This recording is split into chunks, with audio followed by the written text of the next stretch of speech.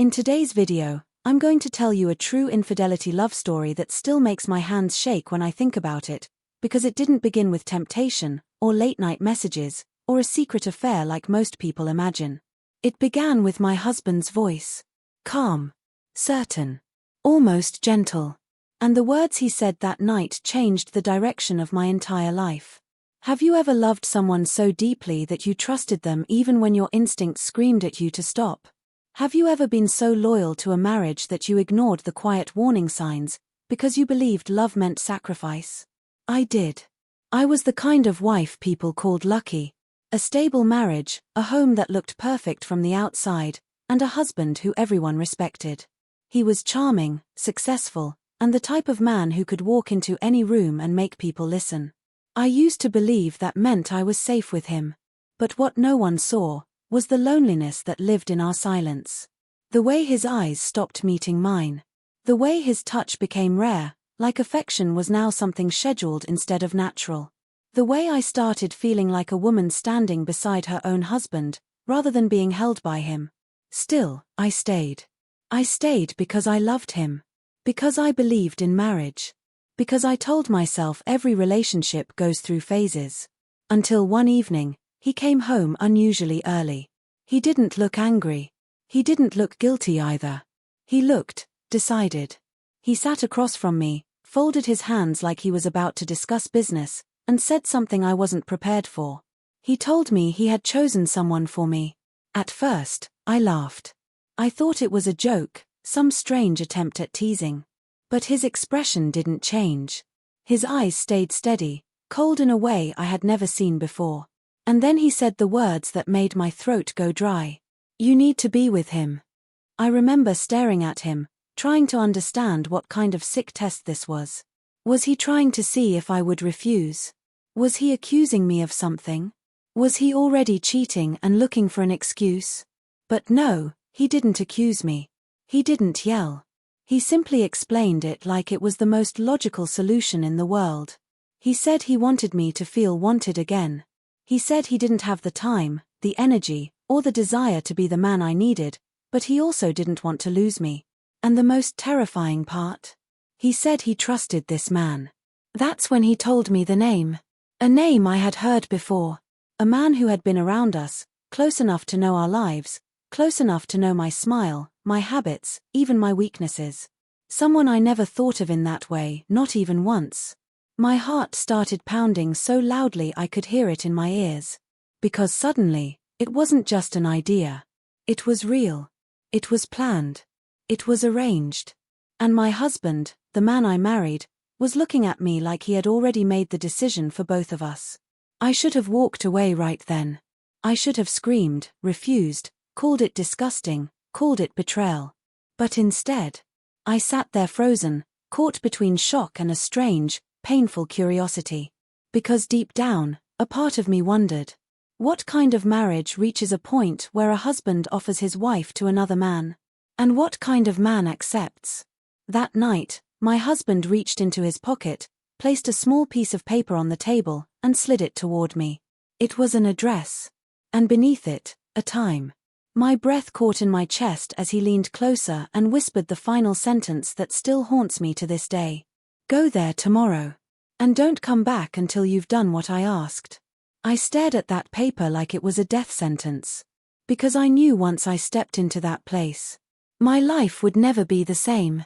And I had no idea that the man waiting for me there wouldn't just change my body. He would change my heart.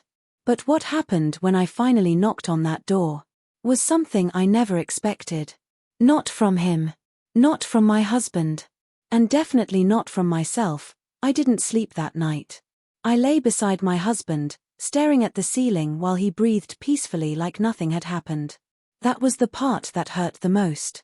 How could he drop a bomb on my life and then close his eyes like it was just another normal evening? My mind kept replaying his words again and again, trying to make sense of them. Was this some twisted test of loyalty? Or was he already done with me and just wanted to push me away without saying it directly? Every time I turned to look at him, I felt like I was looking at a stranger. The man I once trusted with my whole heart suddenly felt like someone capable of anything. I wanted to wake him up and demand answers. I wanted to cry, scream, and throw that paper in his face. But something inside me stopped me, because deep down, I was scared of what the truth might be. The next morning, he acted completely normal. He ate breakfast, checked his phone, and even asked me if I wanted tea. Like he hadn't just handed me an address that could destroy our marriage forever. And when I tried to bring it up, his eyes hardened just for a second, enough to warn me not to question him again. That silence was louder than any argument. When he left for work, I stood alone in the kitchen, holding that piece of paper in my hand. The address felt heavier than it should have. My fingers trembled as I read it again. It wasn't a hotel. It wasn't some random apartment either. It was a private house, in a quiet part of town. The kind of place where people lived peacefully, away from drama. Which made it even more unsettling. All day, I tried to distract myself. I cleaned the house, I folded clothes, I even called my friend just to hear another human voice. But the words "go there tomorrow" kept echoing in my head. My heart felt trapped between fear and curiosity. Because no matter how wrong it sounded, one question wouldn't leave me alone. Why would my husband choose him? By late afternoon, I finally sat on the edge of my bed and stared at myself in the mirror. I looked tired, but more than that, I looked confused. Like a woman standing at the edge of a cliff, not knowing if she would fall or fly. I didn't want to admit it, but part of me felt something else too. A strange ache. Not for another man, but for the version of me that used to feel loved. The version of me that didn't have to beg for attention in her own marriage. As evening came closer, my body felt heavier with every passing minute. I kept imagining the man behind that door. What would he say when he saw me? Would he smile like he knew this was coming? Would he look uncomfortable? Would he even respect me? And the scariest thought of all. What if he was the kind of man who could make me forget my husband's name for a moment? I grabbed my keys, my hands shaking, and stepped out of the house, not knowing whether I was walking toward betrayal or walking toward the truth my husband had been hiding from me all along. The drive felt longer than it should have. Every red light made my heart beat faster, and every turn felt like I was crossing another line I could never uncross.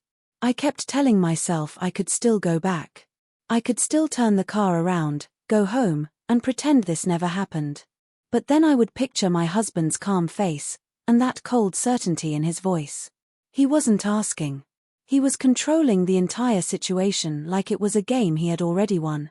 When I finally reached the neighborhood, it looked too peaceful for something this dark. Children's bicycles were parked on lawns. Porch lights glowed softly. Couples walked their dogs like life was normal. It made me feel even more out of place, like I was carrying a secret that didn't belong in such a quiet world. I parked across the street and just sat there, staring at the house. My hands were tight on the steering wheel. The address matched. This was it. A part of me hoped no one would answer. But then the front door opened. A man stepped outside for a moment, like he was waiting for someone. Even from a distance, I recognized him. I had seen him before, around my husband. He wasn't a stranger at all. That realization hit me hard, because it meant my husband had planned this carefully. This wasn't some impulsive idea. This was something he had been thinking about, maybe for weeks, maybe for months. I stayed frozen, watching him walk back inside. My stomach twisted. Why did he seem so calm? Did he already know I was coming? Had my husband spoken to him like this was some agreement between men, while I was treated like a decision instead of a person? Then another thought crept in, one that made my chest tighten. What if my husband didn't choose him for me, but chose him for himself? What if this wasn't about love or fixing our marriage at all? What if it was about power, control, and something my husband wasn't telling me? I swallowed hard and forced myself out of the car. Each step toward the door felt like my heart was pounding against my ribs.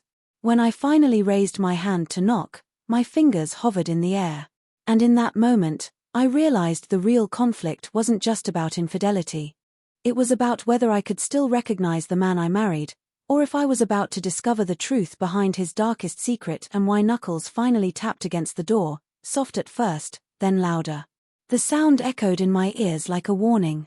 For a few seconds, Nothing happened. I held my breath, hoping the house was empty, hoping this was all some sick misunderstanding. Then I heard footsteps. Slow. Steady. Coming closer. The door opened just a little, and his face appeared in the gap. His eyes met mine instantly, and I felt my stomach drop. He didn't look surprised. If anything, he looked like he'd been expecting me for hours. Like he'd been waiting behind that door, counting every second.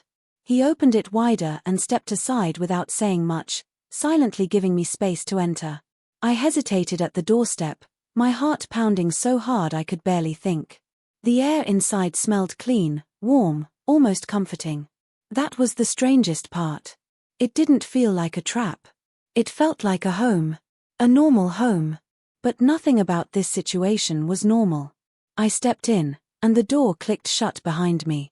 That sound made my whole body tense. It was such a small noise, but it felt final, like I had just locked myself into a decision I couldn't undo. He stood a few feet away, hands relaxed, his voice calm when he finally spoke. He said my name gently, not like a man looking for trouble, but like someone who already knew the weight I was carrying. I tried to speak, but my throat was dry. My eyes scanned the room, noticing little things, family photos turned face down, a glass of water already on the table, and 2 chairs placed like this meeting had been prepared.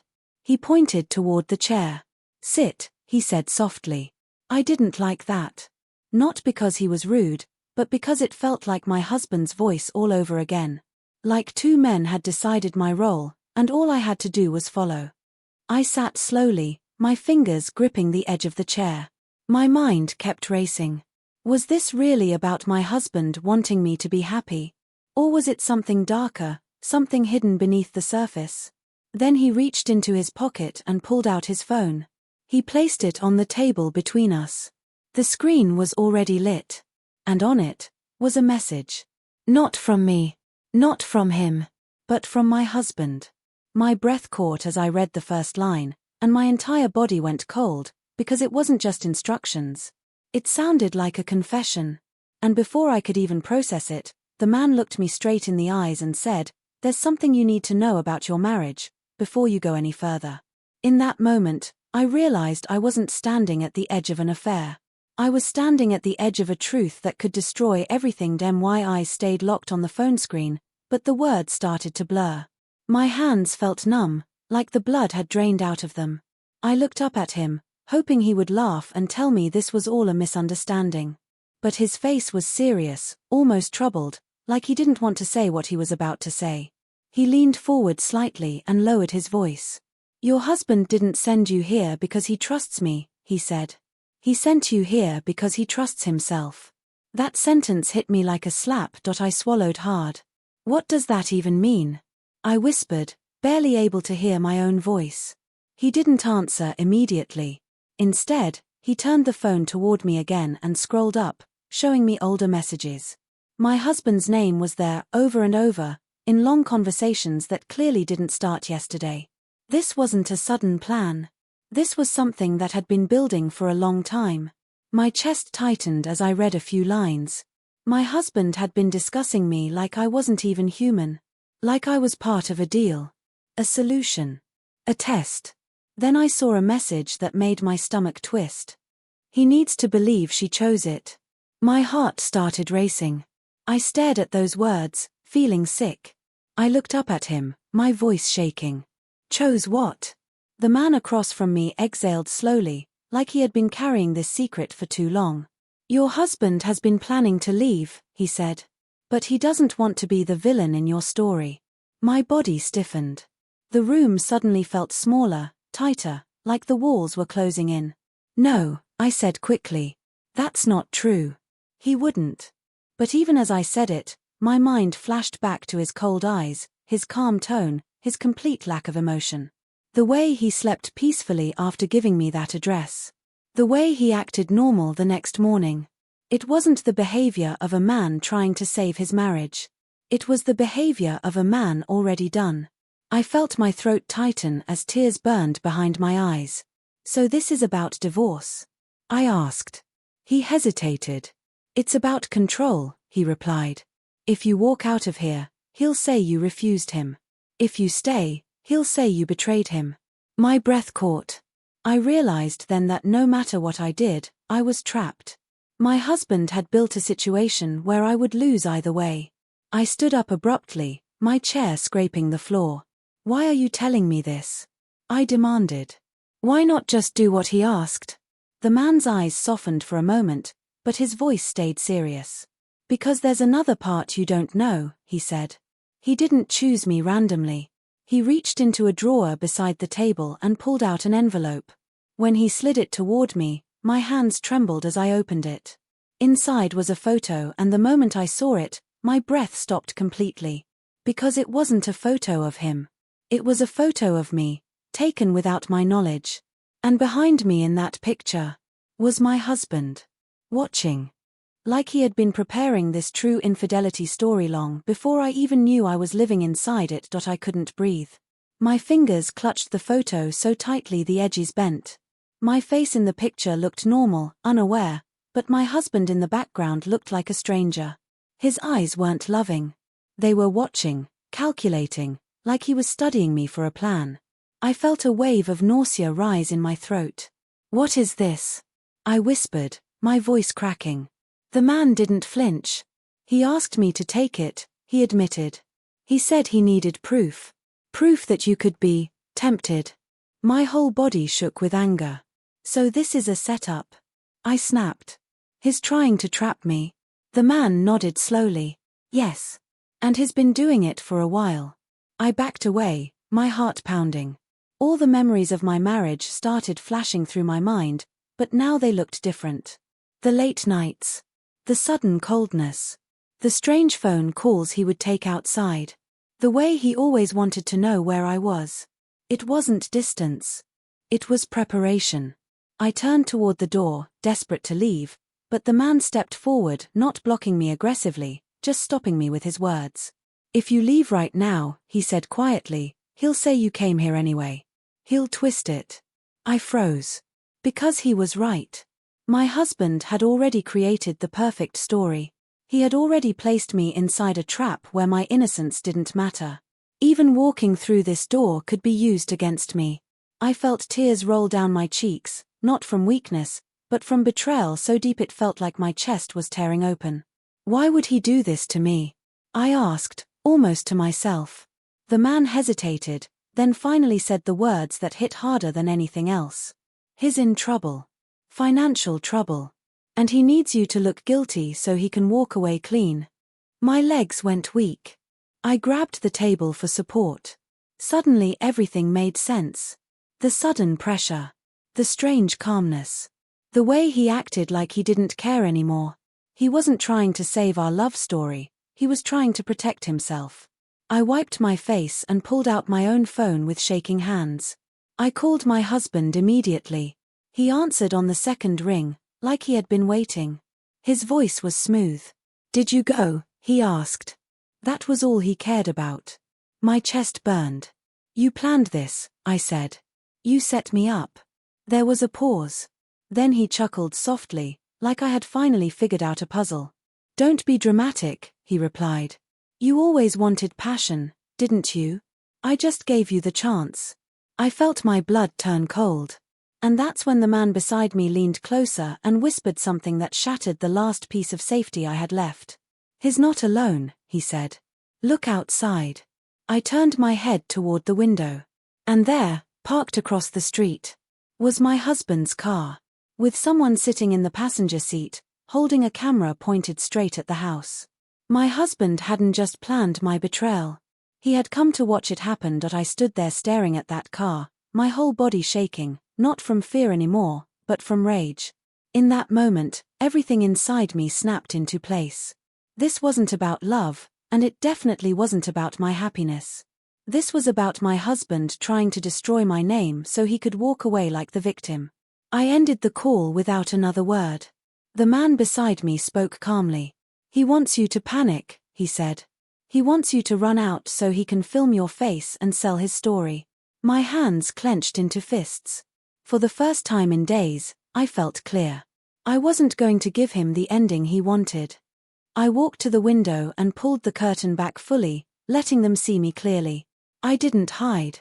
I didn't cry. I stared straight at the camera, then I raised my phone and started recording them back. And just like that, the power shifted. I walked out of the house slowly, my phone still recording. My heart was racing, but my steps were steady. When I reached the street, my husband stepped out of the car with that same calm face, pretending like he had done nothing wrong. "What are you doing here?" I asked loudly. He smirked. "I came to check on you," he said, acting like a caring husband. But I didn't let him perform. I held up the photo, the messages, and my phone.